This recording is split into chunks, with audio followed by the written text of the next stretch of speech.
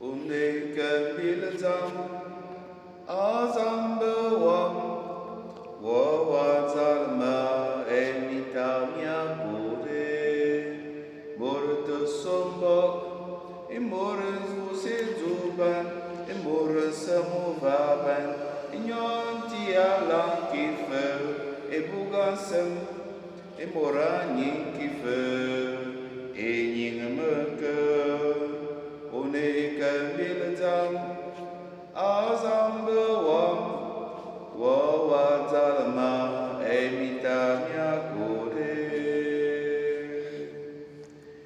Chers frères et sœurs, loué soit Jésus-Christ. Amen. Nous célébrons aujourd'hui le 16e dimanche du temps ordinaire de l'année C.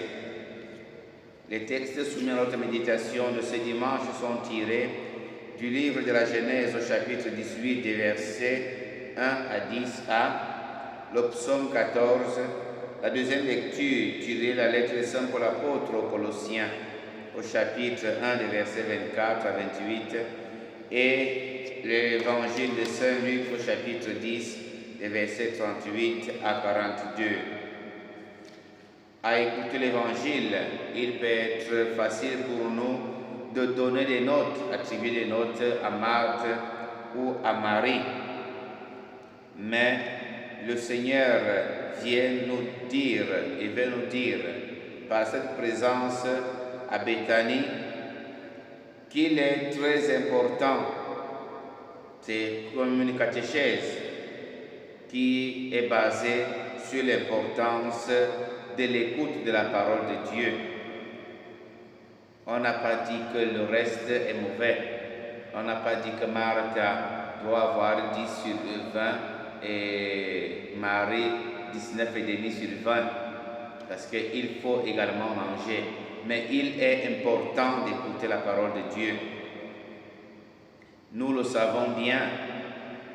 Les deux sœurs existent, vivent ensemble.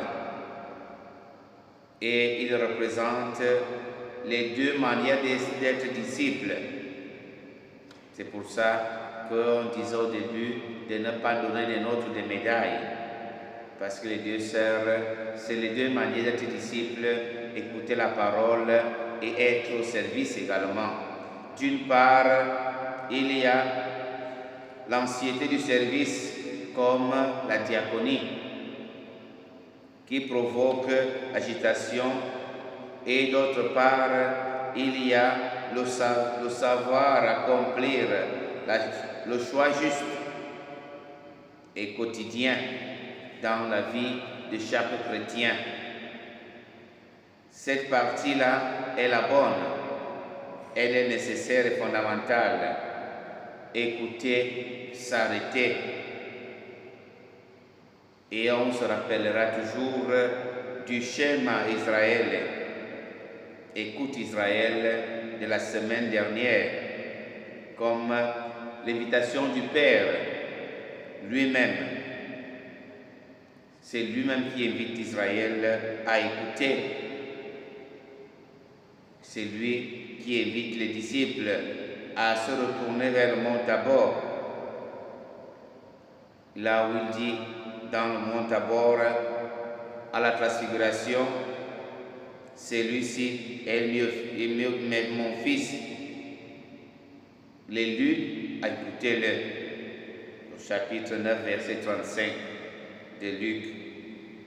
Il faut donc savoir rester équilibré pour ne pas succomber à la tentation des imprévus de la vie, ou simplement se mettre en ordre dans la vie elle-même, en donnant parfois des priorités non justifiées dans notre vie, ou alors en cédant à l'obsession du faire. Nous sommes appelés à avoir la clairvoyance de faire les choses quand elles doivent être faites, mais en donnant une priorité à l'écoute de la parole. Celui-ci est mon fils bien-aimé, écoutez-le. Donc nous devons cultiver donc aujourd'hui le sens de la méditation de la parole de Dieu qui nous transforme de l'intérieur et qui illumine notre action. Demandons au Seigneur de nous aider aujourd'hui à servir nos frères comme Marthe, mais plus à nous mettre à l'écoute de la parole comme Marie pour nous construire intérieurement et pouvoir annoncer aux autres cette parole. Loué soit Jésus-Christ. Amen.